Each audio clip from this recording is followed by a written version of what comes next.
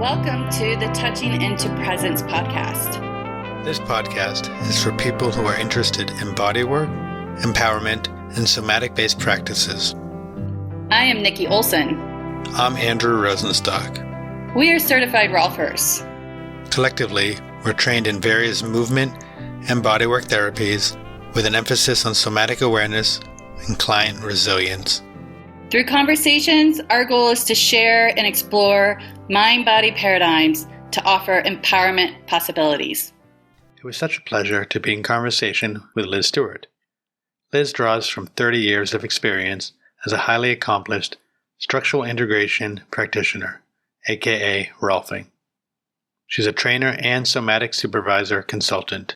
Beyond her hands-on work, she provides one-to-one and group educational support for bodyworkers, bodywork educators, mental health professionals, and coaches. Liz supports and challenges her clients to understand and make full use of themselves in their work. Her approach is engaging, connective, and supportive, much like the fascial network that holds our bodies together, and her work includes a strong emphasis on body awareness. She aids her clients in learning about their own body cues and triggers that speak in mysterious ways.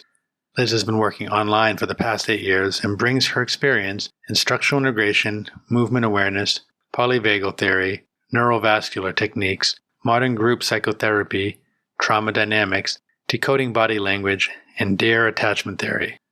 Liz's work has been described as comprehensive, deeply transformative, highly intuitive, observant, and fun. In today's conversation, we spoke about Liz's history and what brought her to the SI world, what brought her to the Guild, where she has grown from and into, the importance of language and semantics to this field, why and how she developed her area of SI supervision, and the importance of supervision, networking, and connection for practitioners. One note is on the day of this call, there were outages on Zoom server side, and you will hear occasional delays and stutters from this, and we do apologize for that. That said, let's begin our talk. Hi, Liz. Hey, Liz. Hi, you guys. Hi. All right. Liz, it's lovely to see you via Zoom. We're fortunate that we get to see each other in person often. And yeah, if you could share a little bit of your history and what inspired you first of why you discovered structural integration, what inspired you to become a structural integrator and teaching. And yeah, if we could just start to hear a little bit of your history, that would be awesome. Well, thanks for having me on here, you guys. I'm happy to be here. So I got involved in structural integration when I was 25 years old. So I'm 59 now. And I was in Boulder. I just moved from San Francisco to Boulder. I worked for IBM and I was in management. And then I got my next level promotion into a headquarters staff job at IBM. And I had a pretty hard job there where I was helping to organize who was going to be fired and or moved in different locations around the United States. So I was a little young to make decisions and give messages to people. So I was very stressed. I also was pretty stressed in my family. I just was kind of an unhappy person back then. And I had a lot of struggles that were, I was looking for something besides psychotherapy to help me. And I had never had a massage in my life. I also have consistently struggled with my weight. My dad was the pioneering doctor for eating disorders in the United States. And so even being slightly chubby or at times more than slightly chubby, I got a lot of grief in my family because their lens was very New York, how you look, how much you know, where you go to school. And I just didn't fit in my family, which was highly academic. So I end up in Boulder and I'm really struggling in every possible way emotionally. And I had a neighbor, if you know Boulder, I lived up 4 Mile Canyon up in near Wall Street and Salina, which are little mountain communities. And I was a hippie and I was following the Grateful Dead around, and by day, IBM, wearing the suit, and by night, a music lover. And my neighbor, I was telling him how unhappy I was. And he said, well, have you ever thought about Rolfing? And I had no idea what that was. As I said, I had never even had a massage. So I said, no, I haven't. And he said, oh, I want to introduce you to my Rolfer. So he introduced me to a woman in Boulder named Mimi Berker. And Mimi became my Rolfer. And Mimi, may she rest in peace, passed away a few years ago. And I called Mimi up and she said, what's going on? And I said, I don't know. I just feel very unhappy. And she said, great. I like that kind of Rolfing. If you were coming to me with a problem in your knee, I would probably refer you to someone else. In her very thick Belgian, French, Italian accent that she had. She was European. So off I went to Mimi, and having no idea, like completely new, I show up and I'm supposed to get down to my underwear. And I was completely shocked that someone was going to look at me in my underwear, felt very self-conscious. And yet when she touched me, I never, ever had an experience of being touched this way, that I felt somebody actually cared. And they were touching me with care. And I do have a trauma history, so this was very valuable to me. And I, of course, wanted to come back. And so I began the 10 series with her. By my third session, I had a whole other experience, which was that two things happened. One was in the session, I had this experience that there was something inside of me that was for me. I was so used to giving everything away, taking care of everybody else, making sure that I was a scared person, I would say, in life. And suddenly I thought, oh, there's something in here that's mine. And I get to feel and nourish and enjoy. And that started to unfold as deep creativity. And I began doing all sorts of art and making things by hand. And I like to hand sew and just be creative. And I became really highly creative. I had been as a kid, but it just sort of went away. And after that third session, it came back. And I was pretty amazed that my creativity would be that heightened after receiving bodywork. That after that session, I called my boss and I said, very impulsively, I want to quit and I want to become a Rolfer. And I was pretty fortunate. My boss said, oh, I've heard of this Rolfing stuff. And Liz, I want you to do what you want, but don't quit. You haven't taken a lot of vacation. You've worked hard. You're a good employee. Go do what you need to do. And let's wait for a buyout, but take your vacation and get paid while you're studying.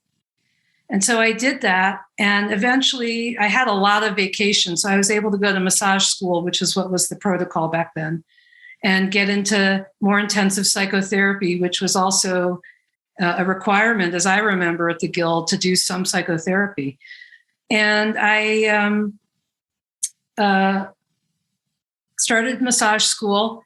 And then one day my boss called and said, there's a buyout. So I got a big chunk of money and I got on an airplane, and the next class was in São Paulo, Brazil with Peter Melchior. And I knew nothing except that I had completed my 10.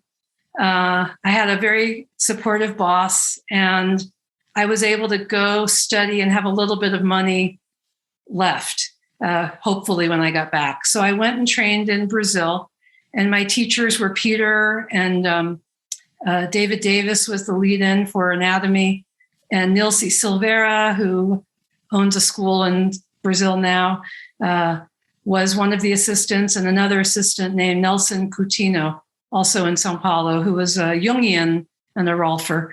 Nilce was a psychologist and a Rolfer.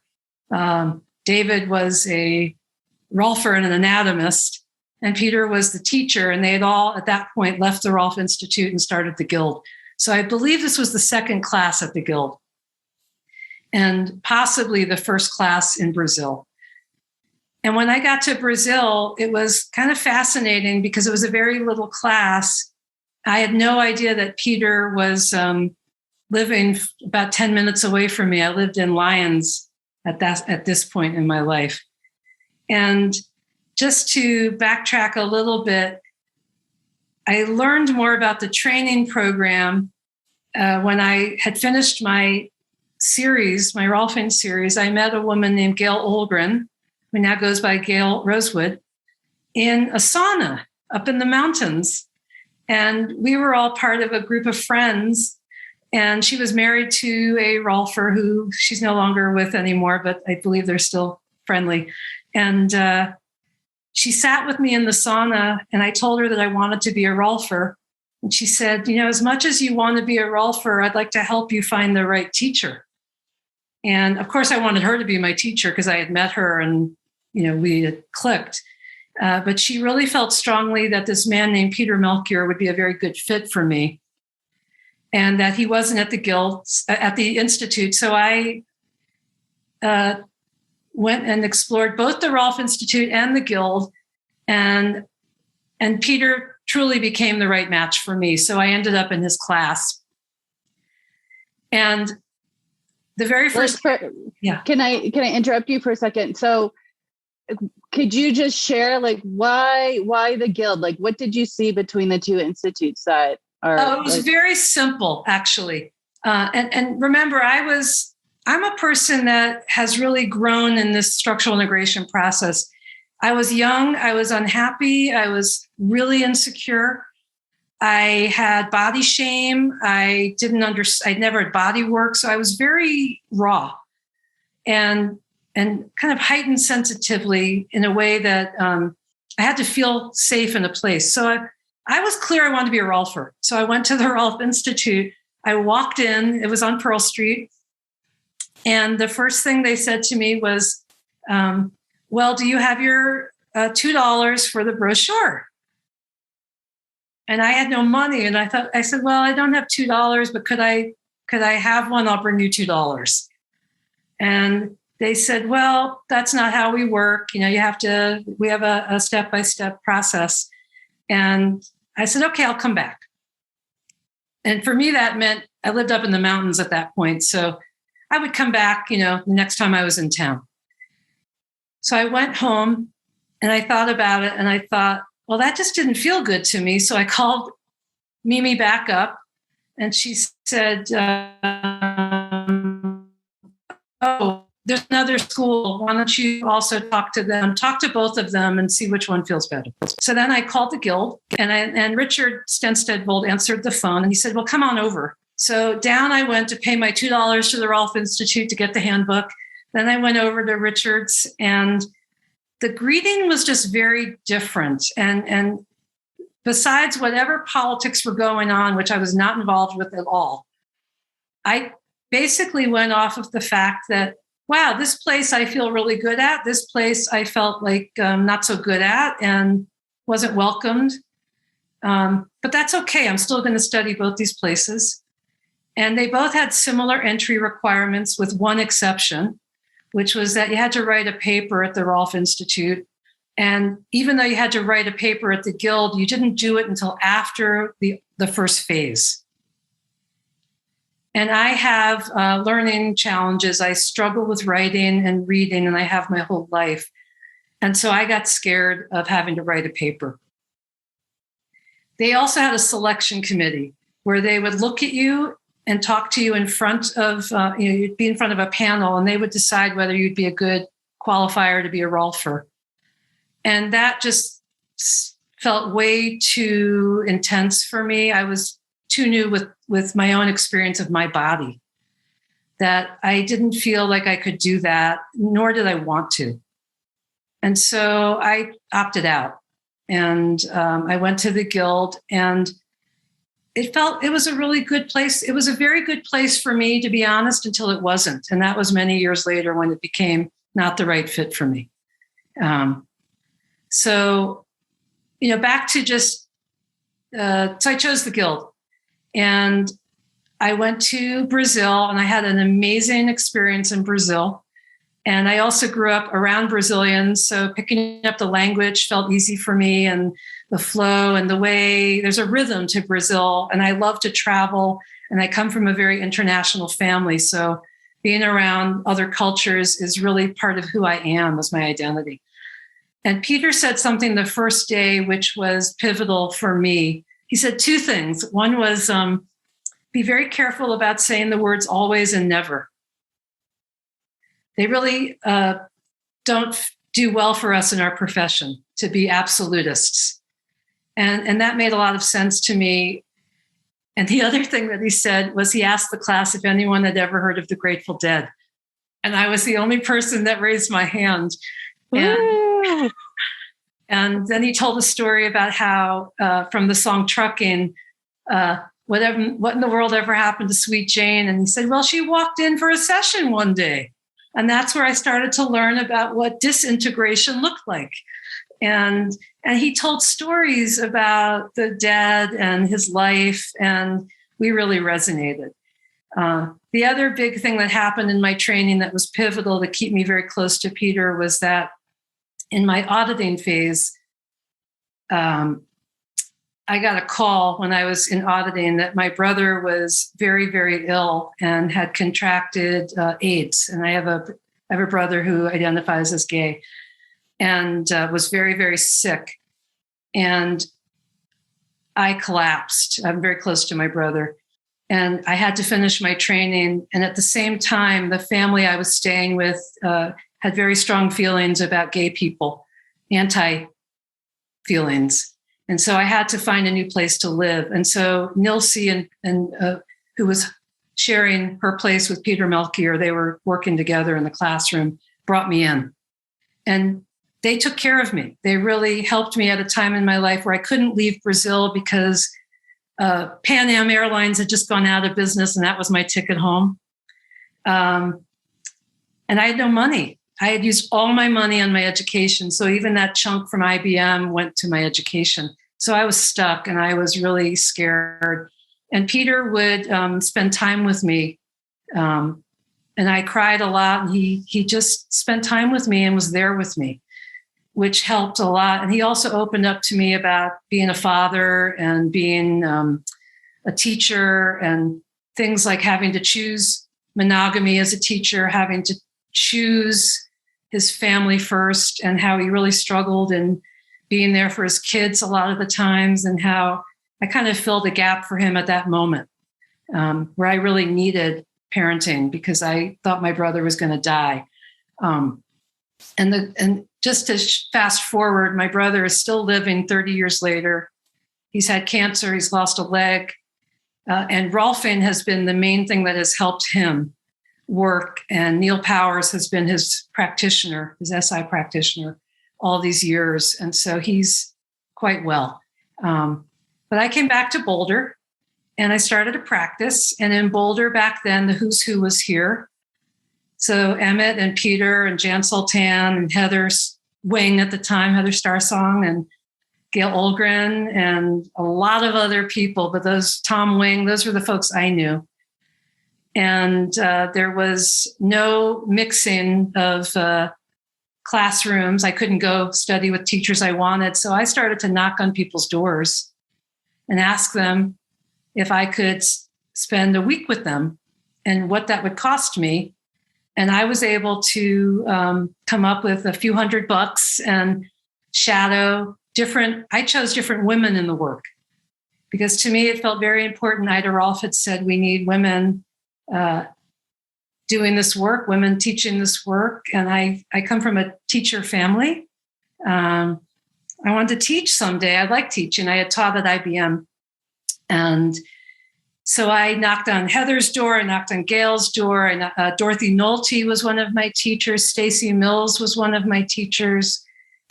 There were other people because at the Rolf Institute, people were studying other things. And at the Guild, people were not. And I've always been, I like to use the word ecumenical. I like to be part of a large group and hopefully we believe in the same thing, but we come at it in different ways. And I had a very ecumenical raising. My mom was an opera singer and she also loved to sing in houses of worship, even though we weren't really religious. But she always said, we can go anywhere and hopefully belong, whether it's a synagogue or a family that is completely different from our family. So I carry this in who I am as a person. And So I started to study with Pilates people. I did the SE training very early on. I studied a little bit of Hakomi. I studied different types of trauma work. I went out and did some movement work. I studied Rolf movement and with Heather kind of privately and with Gail privately. And I studied deeply with Dorothy because she was teaching and I could take her classes. And knocked on Jim Asher's door, anyone that I felt like I could learn from. And I tend to like to keep a lineage that is close to Ida Rolf. So I studied with a number of students directly related to Ida Rolf. And that was the path I seem to have chosen that worked well. But really studying with women felt very important because we work differently. Yeah, wow, you really had quite the A-list to pick their brains. That's amazing. Hence why you're really good at what you're doing. But that's really, I feel like I've known quite a bit of your history just by being friends and colleagues, but this was just so fun to hear because I learned so much more. Well, it was fun studying all of that with people too, because I think I was a Yazzie person before Yazzie ever was created. Just the idea of go find your teacher. And, Rolfing to me, and I'm using the word Rolfing because back then structural integration wasn't so strong. I wanted to study with Rolfers. I wanted to study with people that had been in the field a long time and see what might work that feels good to me. And so I did follow that path with the idea that maybe I could hold a lineage as I got older. Because I do love the work, and I do believe also that the series has a lot of value. But even with that said, I wanted to study with people that didn't do series work or who might, but also do other things like Jeffrey Birch. I'd have to say Bruce Schoenfeld has been one of my most valuable teachers ever because he's opened my eyes to how to put different systems together and still look at structure as the primary focus of our work and structural integration as the primary focus. So I really enjoy studying. I'm just trying to think of what else would be helpful to talk about my history. You guys have any other questions? Well, I mean, I think because you were saying how you wanted to study with Rolfers, and I think just for clarification for some of our listeners that might not have heard other episodes, that in fact you were studying. Peter was a Rolfer, and because there was the Rolf Institute a disagreement for lack of, or just not to go into great details, and so there was a set of Rolfers that went and created their own school. That's correct. And so kind of, or correct me if I'm wrong, just kind of the reason for the split is Rolf Institute was maybe sprinkling in some other modalities to bring into structural integration, where then the guild folks were really like, no, we're gonna stick to the 10 series. Yeah, I think that like anything valuable in the world, there are different flavors of everything. If we only had vanilla ice cream, I think I would probably not eat ice cream. So I like variety. And I think that we all come from our own history. I do have a strong psychology background.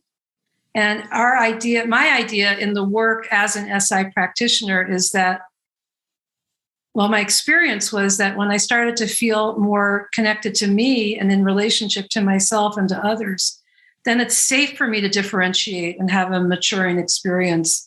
And that means to go find what calls me. And then hopefully people will be attracted to my flavor, just like I was really attracted, to other people that took the work and did something with it. Now, in regards to the guild, the other thing I did want to mention was I went to the guild. I also had to sell everything in my life because I couldn't afford the life that I had. I had a nice car. I had a nice house. I had a Porsche once in my life. And so I sold everything, and I ended up with my boyfriend who became my husband renting a cabin. that was in Boulder at the time was like $350 for the whole cabin, which you can't even get, a step into a home for that fee at this point. And bought a 25-pound bag of rice, a 25-pound bag of beans. I started hitchhiking down the canyon.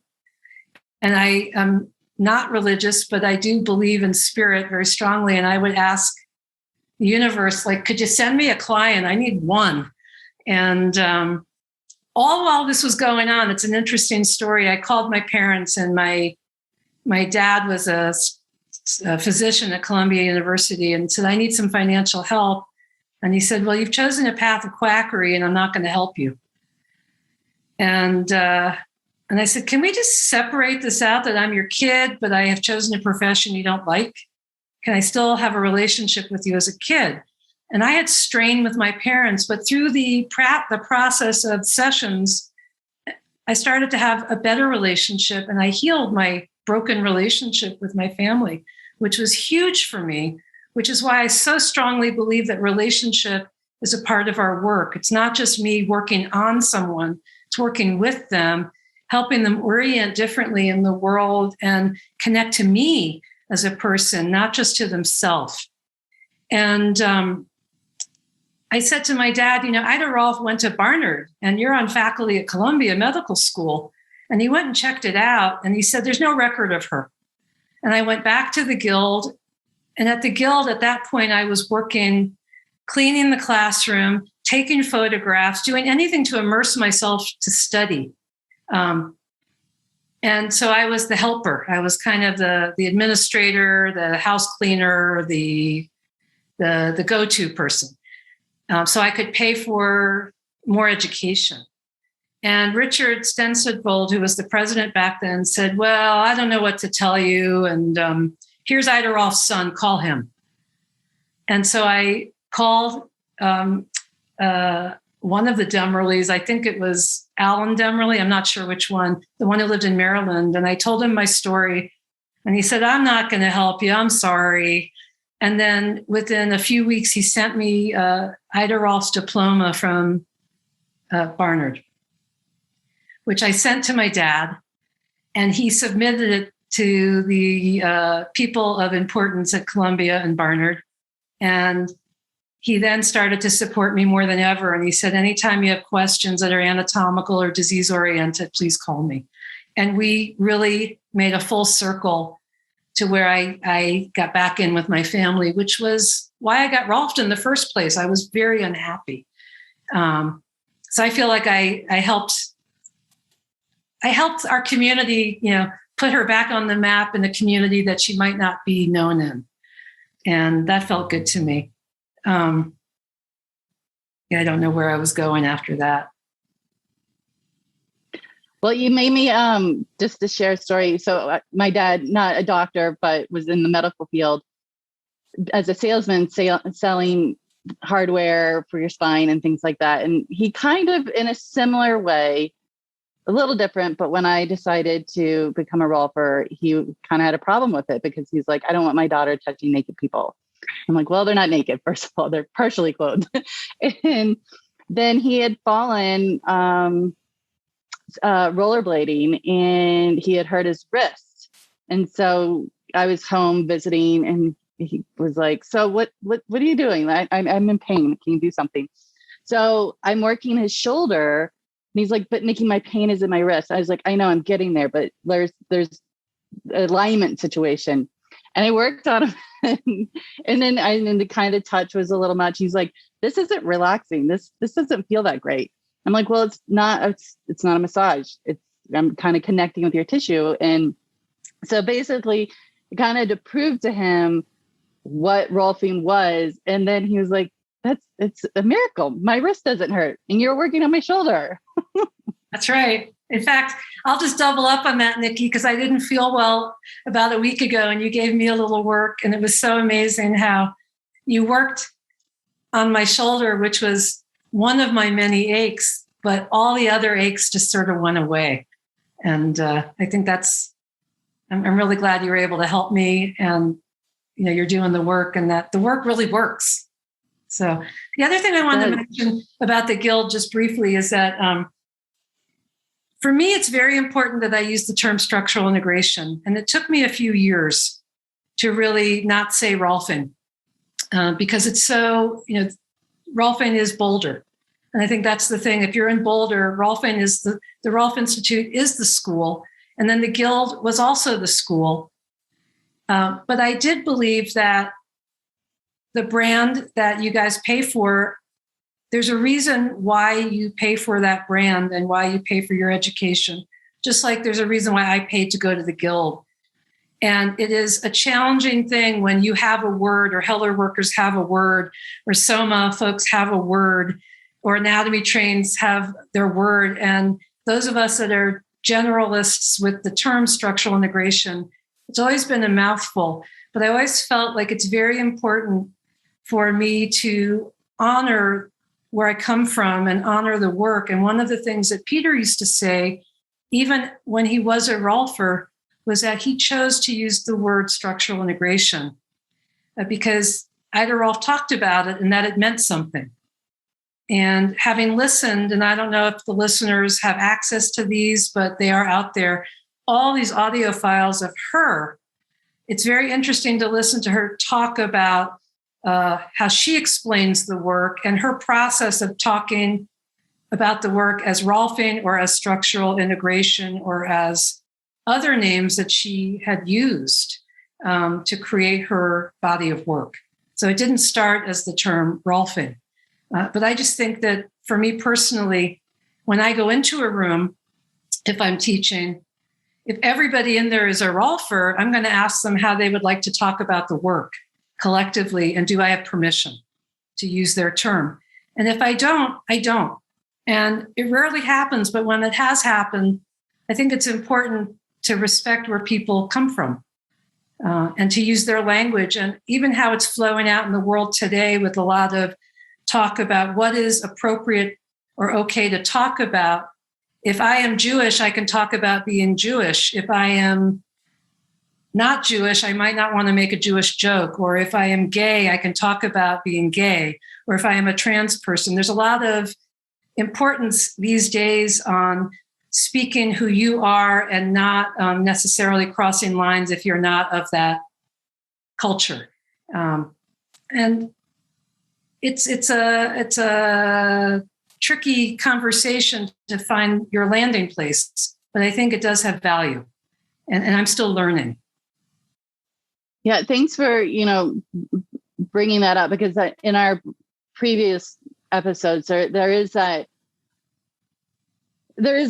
conversation of, and I think kind of where Andrew and I have had a lot of fun in this is because we're not speaking just specifically to people who have graduated from the Rolf Institute. We've really casting the net to everybody who is really in doing the work in the greater good of structural integration. And it could be people that have graduated from the Rolf Institute, from the Guild, or something else of any kind of like somatic practices. And it is tricky because I think, again, from the history of the school, there is such a charge around the name Rolfing. And I know for myself, when I graduated, I kind of would get, my knickers in a twist when someone who wasn't from the Rolf Institute called themselves a Rolfer. I'm not that way anymore because I don't want to contribute to that energy anymore, because I do feel like it's great that there are so many different flavors of this work, because these different flavors become compatible to all different type of people. Absolutely. And, but yeah, there is a place of honor that I do come from, that I did graduate from the Rolf Institute, but also not as attached Nikki, to the name. I'll say I still do somewhat I don't really wear knickers, but I get my undies in a bunch, but that's more out of habit. I kind of recognize it's a bit of a habit, but it's also of, learning. When I was just in Vienna, I sat in for a day with Alesh in the European SI training, which was great. And I remember when I would talk, I would be like Rolfing. I'm sorry, SI. And it's a habit. I think to some extent there is it's semantics. and then it's history, and it's also trademark. So I kind of float between where I don't really care, but there is this like seed that's been planted that, it comes up a bit. And then I have to question myself a little of, do I really mind? And my silly thing is, if the person's a good practitioner, I don't mind. And if I don't really feel that they're a good practitioner, or if I don't feel that they're honoring the work, I mind, which is my own. Me too. And I actually do mind. I do mind that I want to value and be clear that I like where I come from. I like the school I went to, regardless of anybody else's opinion about my school, their school. I think there's so much value when we choose a place to start, that we all have our reasons for it. And I care about that just as much as, that there's something about pride of where you come from, and why call it something that it's not. With that said, though, I do think semantics make a big difference in our work. And the reason why I do care is that when I'm in a teaching or support role for graduates or students, having language in our work makes a huge difference. So you could say to somebody, if they say, well, what do you see? And if I were to say, well, you look twisted, or, oh boy, or that can't feel good, or stuff like that. Yeah. There's so many other ways to relate to someone by saying, well, you have a rotation, or there's a side bend, or it looks like there's you place your weight a certain way, versus putting a judgment with how you're speaking to a person. So I aim to practice that all the time, because I also have this, and it's my own belief system, that I need to keep my professional hat on when I'm even socializing with my professional peer group. So and this might be going way off on a tangent, but you will not see me drinking at a social event filled with structural integrators. Because for me, not being a seasoned drinker at all, I really don't drink, but if I were, I know that when you drink, people say loose things. And if I'm at a conference, or if I'm at a Yazzie meeting, or even a social gathering, I also am representing myself as a professional. And I've seen enough over the years where people say things, including me, that I wish I hadn't said. So I've kind of learned that, which might be a tangent to go towards what I wanted to talk about with supervision and mentoring, if that's an okay direction to head in, unless you guys have other. It is. I just want to put my own insecurity out there, is that as you were saying, you wouldn't even be drinking. And I was like, my mind already formulated the next thought. And I was thinking, I've been drinking tea this whole time. She's so upset I'm being so rude just drinking. Then realizing where it was going. Yeah, alcohol. I should be specific. I have my tea also. Andrew, I'm a huge tea drinker. So that is my drink of choice, actually. Well, I will say Nikki just sent me some amazing tea. So, maybe if you're lucky, she can send you some too, or some of this really cool tea she just sent. But let's go into your mentoring. Okay. Well, she might just put it next to my door, or maybe we could just go shop together, since we are office mates. Thanks, Andrew. You just ruined my office holiday gift. Very excited. Well, let me talk a little bit about I call it supervision. Could be called mentoring. It could be called apprenticing. It could be called study group support, whatever. But again, with semantics, I really studied these words to better understand them for me. That mentoring for me means somebody comes to learn how I work. And supervision or consultation or support might mean I'm going to help them understand and cultivate their style. And I think there's room for both. But in my mind, I chose, because of a psych and analytic background that I bring. I know that in nursing and medicine and psychology, psychotherapy, social work, even in certain types of body work throughout England or the UK, there's a requirement for supervision. And it's a place to talk about in their language, case studies or anything going on interpersonally with your clients or patients. And I have been receiving that kind of supervision and mentoring for about, at this point, 20 years. And I started because I taught a class, in fact, Peter Melchior, just certain little Peter gems, which are different than other people might have in their Peter world. I got to assist Peter over 16 years, and I was very blessed to have him at the birth of my daughter. And I was able to be with him on his last day of life. And so we were close, and I loved him, and I miss him, and I aim to carry his lineage on as strongly as I possibly can. We were office mates and friends. And he was also friends with my father. They were the same age, and they would get together regularly for an espresso and several hours of conversation. They both loved poetry and the arts and other things in the world. So he was very much in my life. So Peter at one point said, Liz, I don't think you're going to have a future at the Guild. And I want to encourage you to step out and do your own thing. And I did end up teaching at the Guild, but this was before that happened. I left the Guild, I came back and I started teaching there, and then I left again. And I left because there was nothing wrong with the Guild. It was what I needed to do for me and my passions.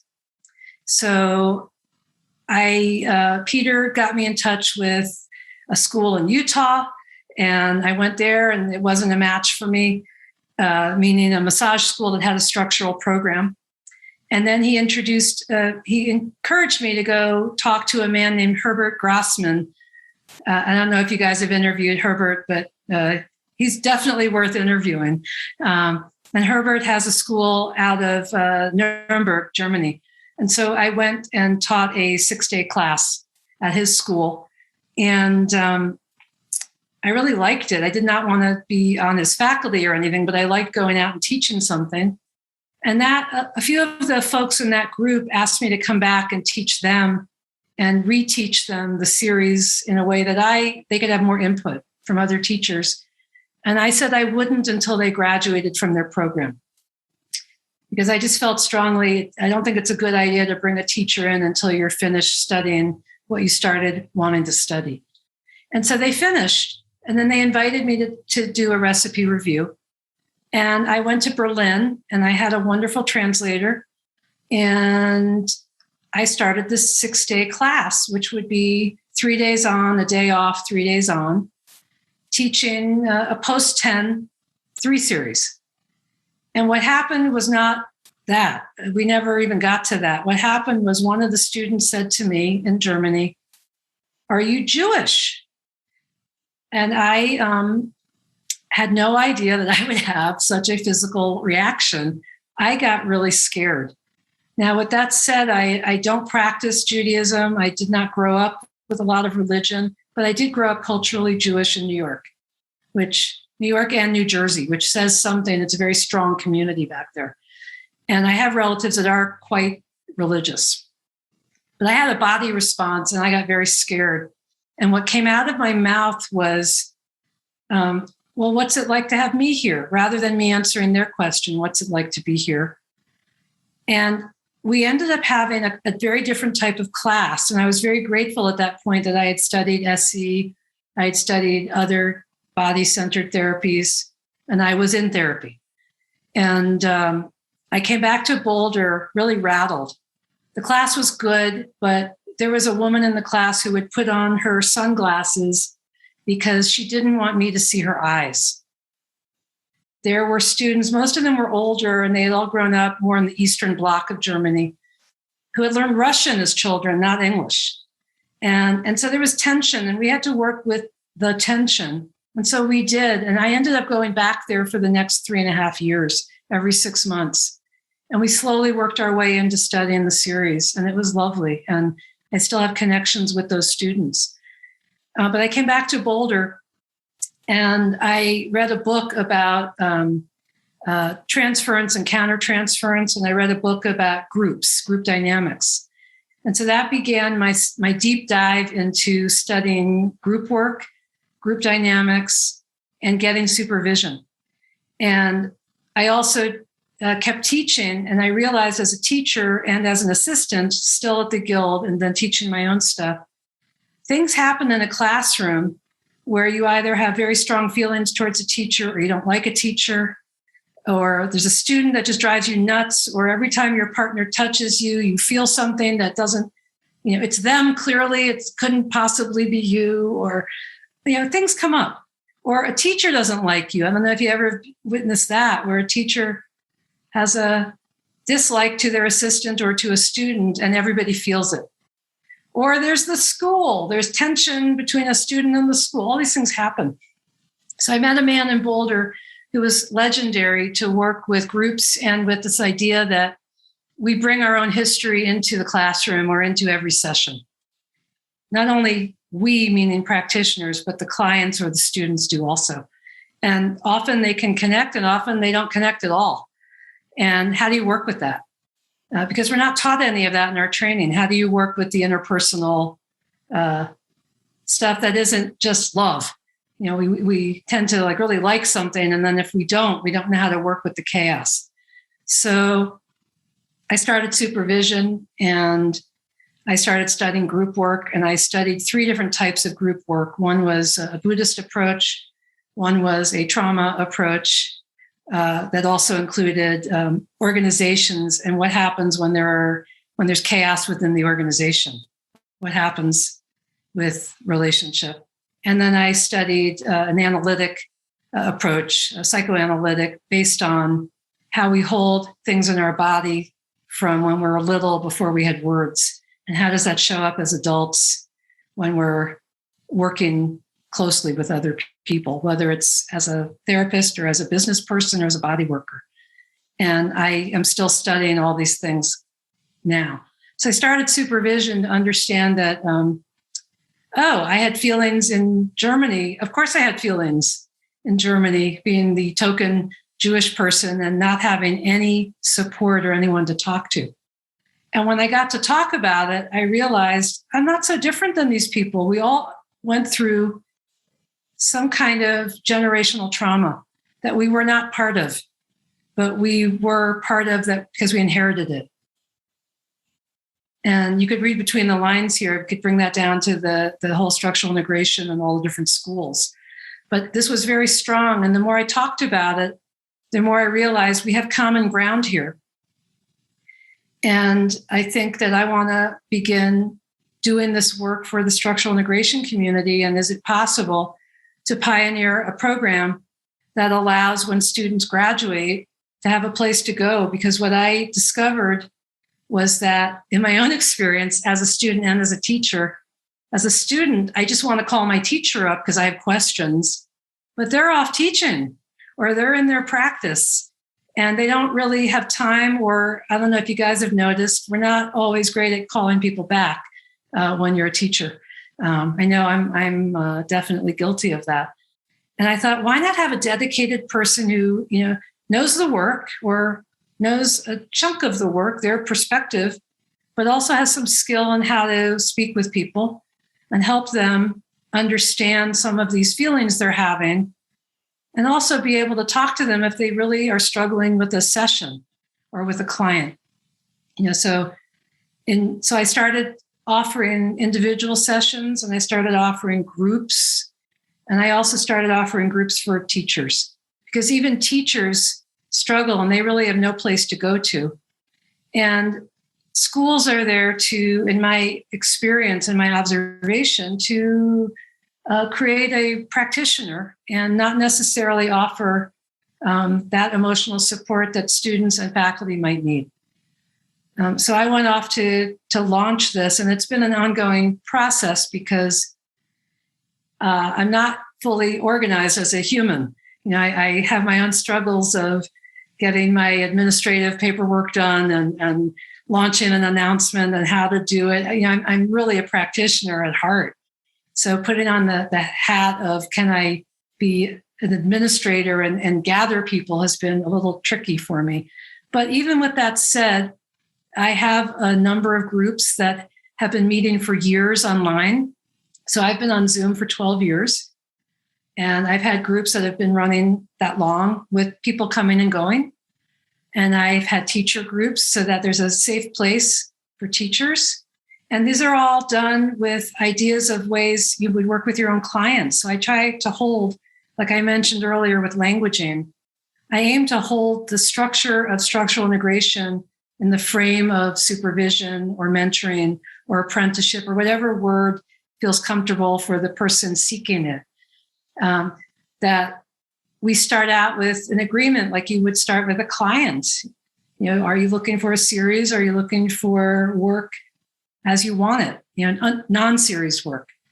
How we close each session, I find valuable. It's another thing I learned from Peter, is to make enough time for closure, because it can be really, what's the word? It could be uncomfortable to say, oh gosh, we're out of time. And you either go over in a way you wish you hadn't, or you have to stop suddenly and you haven't had time to actually have an integrative ending with the client. And there are ways to do integrative endings each session that could be very quick, but also for the practitioner or the teacher to have a place to talk about other things. For example, in one of my groups that has been running the longest, and these folks are very connected, to have a community. They have each other. Whether they meet with me every other week or not, they can reach out to each other. And we've had to talk about things like masking, not masking, vaccination, not vaccinating, parents passing away, children having diseases, being married and struggling, not being married and struggling. Struggling with how do I bring my work and my family together, life events, the pandemic being a big one, but they had other people, they have a cohort to talk with and grow with, which has been incredibly meaningful for all of us involved. And to have relationship, because I do find in our work that we are alone in our work and our community becomes our client. And if we actually had community versus telling our clients how we feel, which I used to do. I mean, I will be the first one to say I overshared with my clients for many years until I learned, because it wasn't taught to me.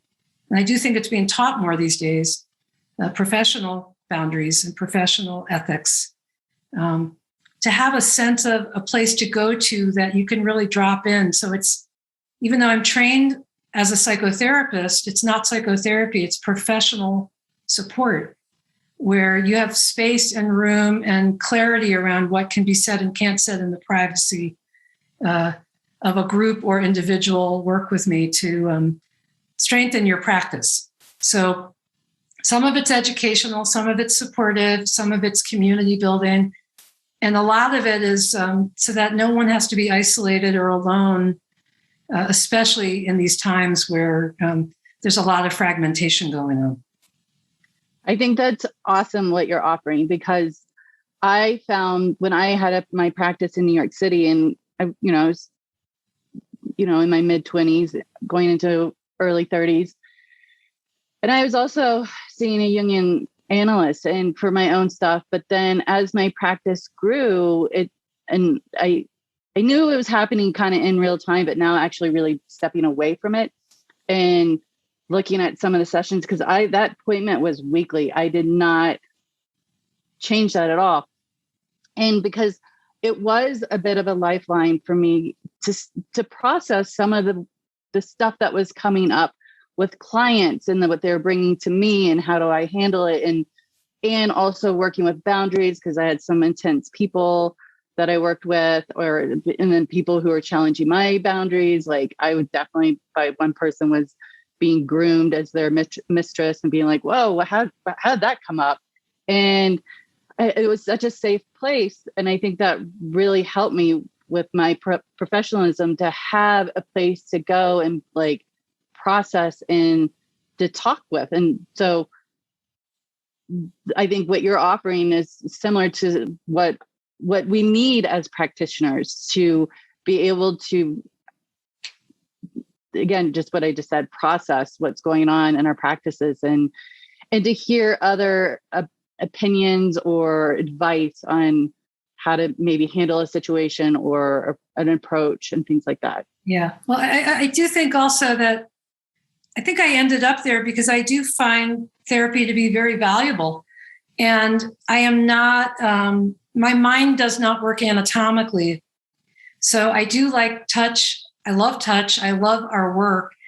And I found as a teacher that there are much better people out there to teach the actual art and craft, or some might say, for some people, technique of the work.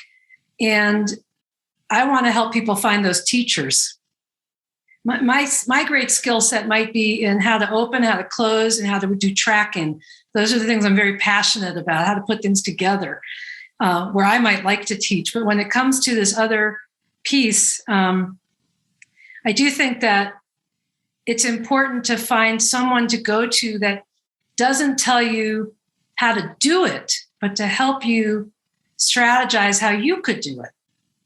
And a lot of times there's a feeling that if somebody, well, it used to happen to me, I would go to one of these legends, I would call them. And sometimes they were second and third generation, but they were interesting people for me. And they wouldn't actually help me cultivate how to do anything. They just said, well, this is what I do, and this is what I would do, versus saying, what are you doing? What's not working? What's coming up? Have you thought about this? Even if it's strategy for a session, to find a way to get the practitioner to come out more. And it also helps feel like you have an attachment or a safe relationship with someone that will help you grow in your career path. And for some, it's helping people stop doing the work. I've worked with plenty of people that just don't fit in this work, and they end up going somewhere else where they're a much better match. Closure or exiting really does have value. Yeah. And I think you're speaking to the power of words, which I feel like I have to make sure that it wasn't misunderstood, that I did not become someone's mistress. I didn't hear it that way at all. Okay. Afterwards, I was like, uh-oh. But just with the languaging and things like that, yeah. So I just wanted to clarify that for any kind of. I'll give a little more languaging, which is to say that when I hear you, Liz, basically sounding like you being a networker, but growing up Jewish, I can say that that's a very nice. You're like a shadchanit, which is the I probably pronounced it wrong. It's the Yiddish word for a matchmaker. So yeah, a maven versus matchmaker. Maven. Yeah. Which I just sort of laugh at because I have that same sort of thing. I think it's very cultural as well of this. You want to help people, you want to find the right sort of fit. And to go along also sort of with what Nikki was saying and to draw another step, one thing I found really helpful in my own practice is finding one or two people from whichever practice and being in contact with them. So in my Rolf movement training, I met someone who went to New School, but we hit it off really well. And it's been so helpful to have that, whether we talk once a month or whenever, just to talk about the work with somebody who understands it. Well, while I love my wife greatly, she doesn't understand. And to share that, we don't get that reciprocal. So whether it's me with her or what you're offering, being in a group and having that support of this is what happened, or this is where I've struggled. It's actually been one of the greatest things for me about starting this podcast is I've had a few times where I've just struggled with something and I've reached out to someone we spoke with and just said, hey, I just got a quick question, because we've already developed that rapport, and they've provided some suggestions that have just been like, oh yeah, that's wonderful. So, and to be honest, I think the other piece of why I do it, besides it just comes naturally for me, or the joke in my family is my brother Ted knows everybody, my brother John knows everybody else, and everyone else that's left, I know. Like in my family, we talk to a lot of people. It's just nature for us. But I provide supervision or mentoring, whatever the word is that people like, because I've probably made almost every mistake out there. And mistake is my own term, things that I consider a mistake, where I've struggled in my practice. And I think that there's nothing better than to have someone that can identify with you and is willing to tell you, because a lot of people won't disclose. And I think there's a certain amount of disclosure that can be productive for a practitioner to hear. Like, oh yeah, I've had to cut a session short, or, I had vacation, I wanted to get out of there. Or yeah, I look at the clock a lot with certain clients and I've had to study that in myself.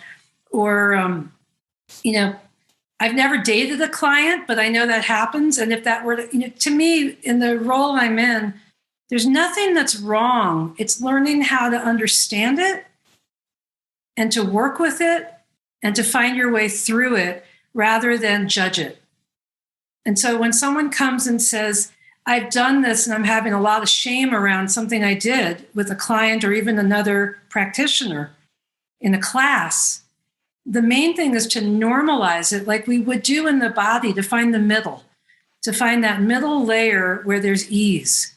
And if we can find middle, then there's room to expand in different directions. And for the person who's coming to me or the group that's talking, for them to recognize that everything is fair game. We just have to find languaging for it and comfort for it and not get overstimulated. Even when it can be very overstimulating.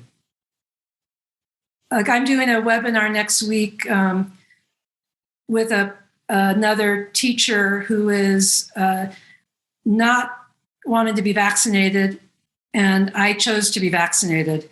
And we're going to talk about how we work in our practice. And we've had to have a lot of conversations so we could find middle for each of us, and to find a boundary to wrap the conversation around, so that we don't get into our personal feelings around vaccination, but we talk about how do we support ourselves in our practice around this pandemic that we're all in, and how do we stay safe, and how do we keep our practice, our like, Nikki, you're in my office. How do I do my best to keep my office safe, myself safe, my client safe, whether my client is vaccinated or not? Same with this other person. So finding that middle place can be really powerful versus finding the polarizing place, which I have observed because I started the private page for structural integrators. And I started another page tracking the recipe, that I learned from the private page not to even invite in dialogue with the second page. It's just a place to post notes and have, learn and study, where the private page has been very polarizing over the years. And it can be cruel at times. And I think if we can learn to speak to each other in a way that is inviting and spacious, it helps us in our practice and in our life. Yeah, I think that's all very, very, very wonderful, what you're offering, and so necessary. I will also just mention, Nikki, that I aim to keep my fee very low for group supervision, because I know that we all don't make a lot of money. Some of us do better than others. Some of us live in higher economic areas than others. And so I make it available. So if someone has no money, I still take them in a group. If someone has a lot of money, they don't overpay. I make it available for the people who are interested in being in a group, because I want people that want to be there. I think that's a lovely offering, and so great that there's a price scale in some way, because I think, again, I've said this again, it's what you're offering is so needed and necessary. And I think some people might not even consider it because they're overwhelmed with overhead, or maybe, I was just in this moment too. I shared it with you, like, oh my gosh, clients have moved, clients are feeling better. And then had a moment of like, oh my God, what's December going to look like? Right. And I want to just share that for any newbies or just kind of, I think this is a common thing. You know, I've been doing this for quite some time. I settled into like, okay, well, I'll just make this time productive. And sure enough, the last week, what's your availability next week? I need to come in. I have an out of town person who moved and like, oh my gosh, what can we do over Zoom? So just trust in the process that clients will come. Yeah, it waxes and wanes, you know, and we all have our seasons that are busy and others that are empty. And I used to have a traveling practice for years. And, you know, that would make my work at home non-existent. And so being able to talk about these things, the more I would talk about it, the more I created a bolder practice. And then I had home, because that's what I was needing, home at that point. My marriage had failed and I needed to be home with my kid. I couldn't fly around the world like I loved to travel. It just wasn't going to work. So I think talking about it, naming things, whether you believe in you're faith-based, you're universally based, you're science-based, it doesn't matter. I think that if we get it out, something kind of magically happens that keeps us fluid and moving. And I do it because I love this work. You know, people ask me when I'm going to retire, people that are not SI folks, and I'm like, why would I retire? I'll just slow down, or I'll find my way to stay connected in this work because it's what keeps me. It keeps me happy. I love what I do. You're shaking your head. Yeah. I think that's a great way to end on those words. It's a really beautiful way to close out. I am shaking my head in like yes, but people won't see this. We only release audio. We just get to see you. But it's a lot of what you say is resonating with me because I've had a traveling practice for 12 years and I'm in the process of stopping that or slowing that down. So it's like there's something even just hearing like, oh, I'm not alone. Exactly. Yeah. I think actually that in closing, the thing that I would love to share is I love what you guys are doing. And I know, Andrew, you'd reach out to me a while back, and in true human Liz form, I had too much going on that I couldn't focus at all. And I really appreciate you coming back around to me because I really wanted to do this with you. And even having a strong practice, I still feel alone at times.